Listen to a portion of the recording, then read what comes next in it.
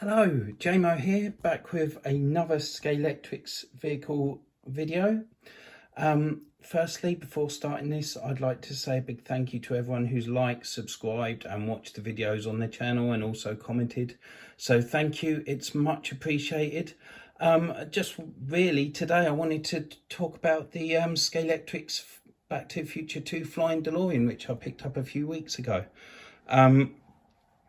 And this year also, it's celebrating 40 years since the original Back to the Future came out. So hence myself being a bit of a fan of the original films. Back to the Future 2 was always my favourite. I know it's a bit controversial, but I like the way that it goes forward in time.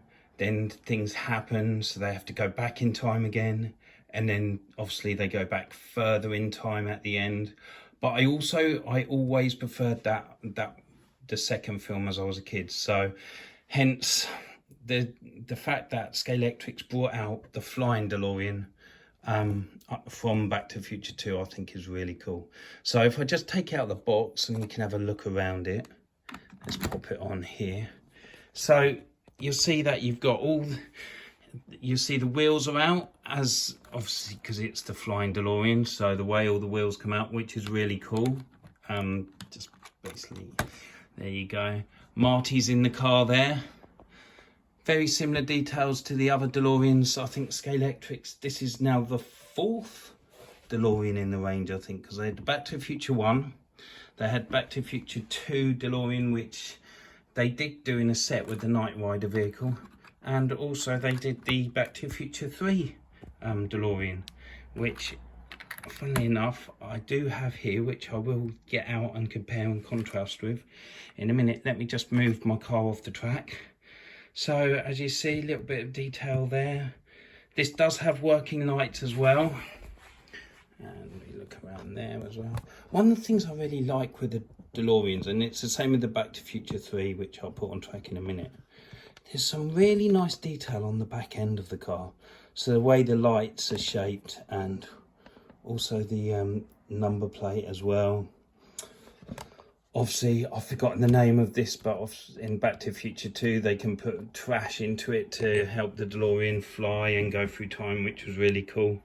In the first one, the first film, they needed a lightning strike or 21 gigawatts of energy. I can't remember what Doc Brown said at the time. Anyway, I'll give it a quick run on the track so you can have a look. And I've slightly changed the track around today, as you see. There we go. And I'll give you a quick run around so you can... And before he heads off, you can see the lights there as well. There you go. And if we can get down into this here. There you go, the flex capacitor's there as well. Or flux capacitor. Sorry, I really need to stop getting my fingers in the way of the videos. And there's the rear lights as well. So let's give it a little fly round, shall we? Handles, it's a really smooth handling Scalextric car actually. And yeah. And it's the same with the one from Back to the Future 3 as well, which I'll get on track in a minute. Both really smooth on the track, never any problems at all. That's that one. And just to compare and contrast, I have the one from Back to the Future 3 here as well. So Back to the Future 3, they went back to the Wild West to save Doc Brown, who had been living there for a while. So Marty again in the car, but he's got his cowboy outfit on, which obviously he called himself Clint Eastwood in the famous scene in the beginning of that film, which is very funny. So again, if I just compare and contrast, whilst I trash my garage, God, I feels like amateur hour with me doing this, doesn't it? So if I just put that, oh yeah, look, the lights are very different on this one. There's a blue tint to these lights. And if we look at the back as well, just to see, yeah, there's a little bit more. That's really weird, isn't it?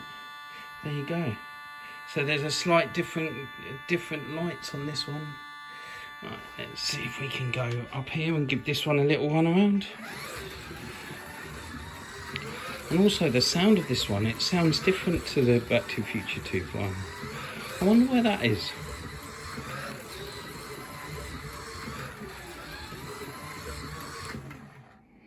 There you go. So I wonder if I can get these both like this on here, and then there you go. I can the lights, the difference of the lights. There you go. That's strange. I wonder why they chose the blue lights here and those LEDs there. Let's go to the back. There you go.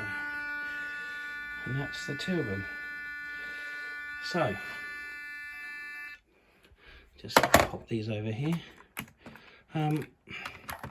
Purely from preference, actually, when you put them both side by side, actually, let's go to a clearer bit of the track so there's no other cars in the image. There you go. Got to admit, when you put them both side to side, I think the Back to the Future 3 DeLorean looks slightly better. Mainly because it's got more going on with it.